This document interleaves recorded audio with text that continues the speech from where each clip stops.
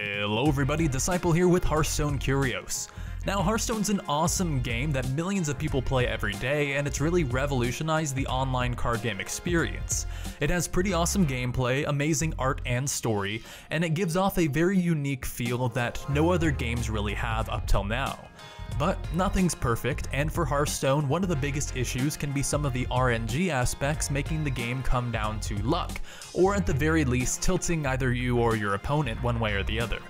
That's why today we thought we'd go over some of the most frustrating RNG effects in the game, and talk about just what it is that makes these cards so damn frustrating. Anyway, let's get right into it.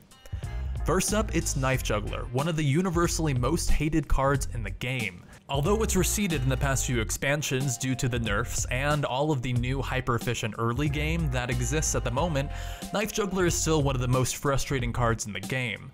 Early game RNG is probably the worst kind, since it means that luck could decide the game super early on whether or not you have the board advantage, and Knife Juggler is pretty much the poster boy for this concept. Random juggles hitting minions as early as turn 2 makes for an entirely different board than if those juggles were to go face, and Knife Juggler could either win or lose you the game in the first couple of turns. It's a good thing that Juggler doesn't get played much now, because it's easily one of the most frustrating cards in the game to have to deal with, but bringing it down to 2 attack and adding in a bunch of other early game options has really made it not nearly as prominent as it was a year ago. Next up, it's Animal Companion. Having a 3-mana card that gives you 3 unique modes is pretty cool. Having the chosen mode be random is a lot less cool for both you and your opponent.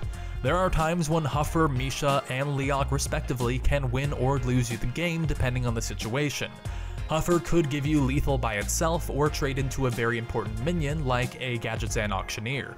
Leok could give you lethal or allowed you to trade up really well with your existing board, and Misha can potentially save you from getting killed or protect you from a lot of smaller minions. They all have really unique uses, so it's incredibly frustrating for you to get the wrong one, and even more so for your opponent when you hit that 1 in 3 chance to get the one you wanted and win the game, or at least put yourself very far ahead. Plus, like you all know, it's always Huffer. Moving on, we have Crackle. Crackle is one of those cards you don't really want to play or have played against you, but it's just so good that you don't really have a choice, at least you didn't before it rotated out. Getting 6 damage for just 2 mana is pretty insane, and it can kill huge minions or just kill your opponent flat out. On the flip side, rolling a 3 on a minion or on an opponent with 4 health can be pretty awful, but the payoff is so high that it pretty much forces you to take the risk and gamble every single game every time you use it. It's a good thing that Crackle's not in standard anymore, because it's definitely one of the most frustrating cards in the game since the variance is just so high. Next up, it's Piloted Shredder. Shredder is without a doubt the strongest neutral 4-drop in the game, and it has been since Goblins vs. Gnomes came out, and it's just the number of Shredder drops from so many being played that allows for such variance and makes it so frustrating. Having Shredder come down so often meant you were likely to lose at least several games to it dropping Doomsayer when you're ahead on board, or dropping Millhouse Mana Storm for your opponent to give them such an insane value out of their 4-mana card. Extremely volatile RNG that can swing the game is dangerous enough already, but when that dice roll is happening every single game because Shredder is in every game, it just gets ridiculous. Shredder could be fine, but it could also be the most frustrating card in the game, and that's what earns it a spot on this list. Up next, it's another card with high variance and high reward, Implosion. The difference between rolling a 2 and a 4 on Implosion is so extreme that it's almost like they're 2 different cards. Rolling a 4 on Curve is almost always guaranteed to put you insanely ahead, or at least catch up on the board, and it can be a huge swing when combined with things like Knife Juggler or Direwolf Alpha.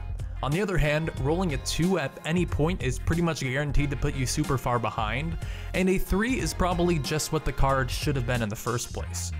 Either way, the huge disparity between the best and worst case scenario means that whenever an Implosion gets played, someone's going to be pretty unhappy, and that means that there's no way this list would be complete without it.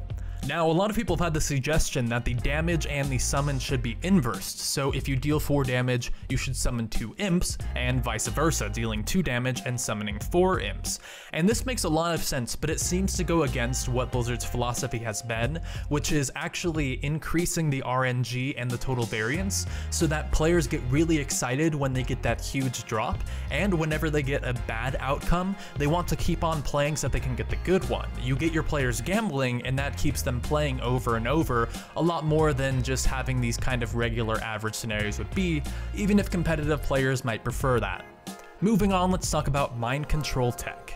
Now, there are other effects that can steal random things like Sylvanas does, and those are frustrating for obvious reasons, but mind control tech has a few things about it that makes it extra salt-inducing to play against. First of all, it's insanely cheap and it can be comboed with other plays like Bran or Dirty Rat to get insane value. Second of all, and this is why it makes it onto the list, is that it already requires at least 4 minions, so when you get the one you want, it's at best a 25% chance. And yet you see all the time people stealing things like a rag and then hitting face to win, or other crazy pulls. Of course, a lot of the time it will steal the worst card on their side of the board, but the fact that you can steal their best card and completely swing the board around can definitely make it really frustrating to play against, especially when it means that to play around it, you need to not win as hard as you're already winning, which, although it does make sense from a competitive aspect to not exactly overextend yourself, can still be frustrating because you want to beat your opponent as handily as possible. However you see it, MC Tech definitely deserves a spot on this list, since it is possible to play around and it does require some kind of extreme circumstances to really pull off a good move with it, but when it does, it can just be so absolutely rage-inducing. Up next, it's Unstable Portal, one of Reynad's favorite cards of all time. It's actually Reynad that said, when you play this card, there's just a chance to win the game, and boy is he right.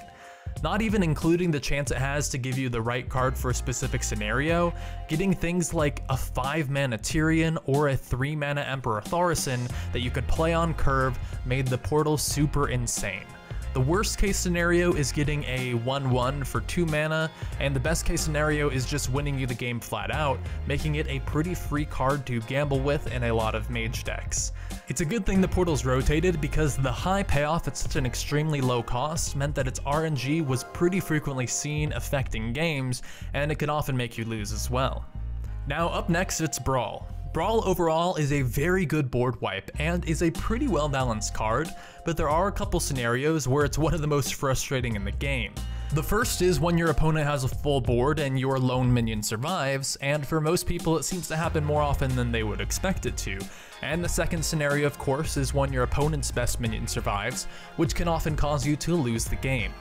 Again, the huge disparity between the best and worst outcome and how hard they affect the game is what really puts Brawl over the top and earns it a spot on this list. Although overall it does feel like the card is fairly balanced and definitely one that Warrior needs to maintain any sort of a control-like deck.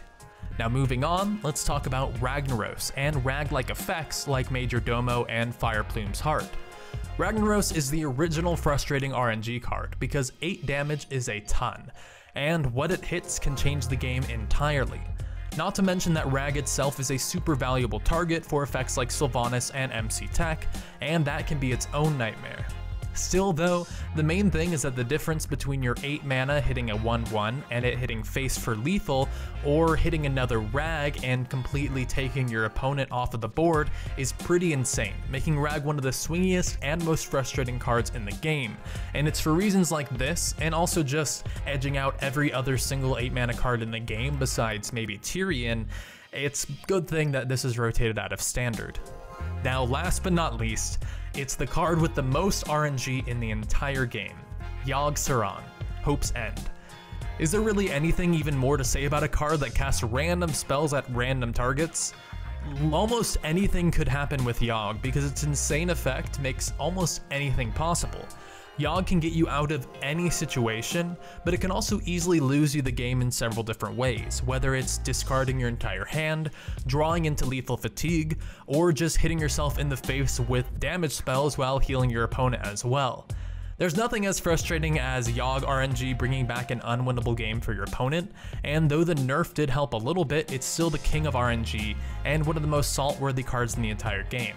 Of course, it can kill itself immediately and completely end the effect, but it can also have some really exciting scenarios where it does wipe your opponent's board, kill them with direct damage, or draw you cards to bring you back into the game, and whatever happens, it's always pretty fun to play. Anyway, those are the 10 RNG cards that we think are the most frustrating in Hearthstone. Now there are some other cards that are equally frustrating or even have higher RNG, but they aren't necessarily seen as much, or they weren't before they rotated out of Standard. We picked some of the ones that people played and have lost with over and over. What RNG effect did you hate the most of all? Was there anything we missed on the list? Anyway, thanks so much for watching, and I'll see you guys next time. Peace.